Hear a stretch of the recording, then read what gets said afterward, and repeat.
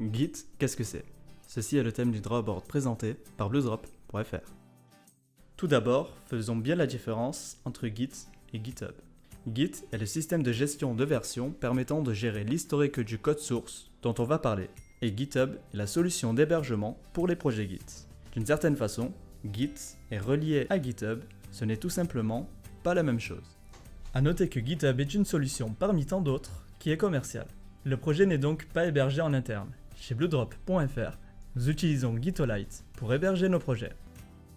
La réalisation d'un site internet de taille respectable nécessite généralement l'intervention de plusieurs personnes de corps de métiers différents.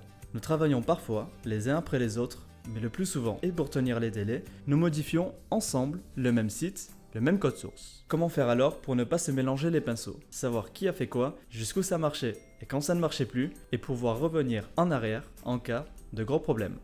Grâce au système de gestion de version.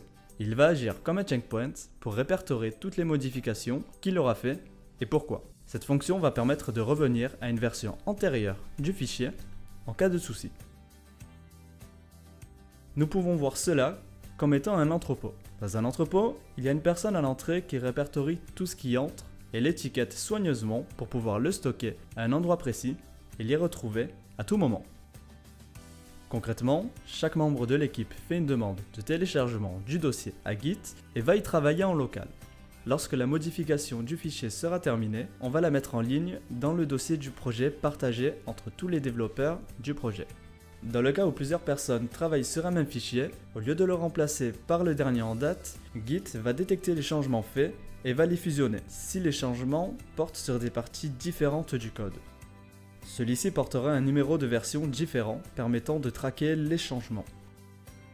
Et si deux développeurs veulent modifier la même ligne sans en avoir eu connaissance, Git sonne l'alarme et demande au moment de stocker dans l'entrepôt laquelle des deux versions il convient de garder. Vous vous dites, c'est bien ça, mais à force de mettre à jour le dossier principal, on risque de se perdre, non? Globalement, dans un schéma assez simple, on peut distinguer deux types de mise à jour. La mise à jour du master et l'intégration d'une fonctionnalité. Le chemin principal met à jour les fichiers principaux du projet.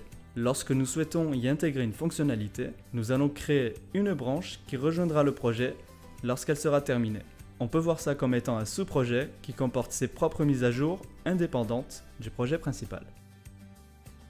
Finalement, Git a pour objectif de permettre à toute l'équipe de travailler sur un projet de la manière la plus efficace. C'est pour toutes ces raisons que nous utilisons systématiquement Git sur tous nos projets. C'est l'assurance d'une meilleure maintenabilité de votre application ou votre site internet dans le temps. Comme ça, vous êtes content et nous aussi.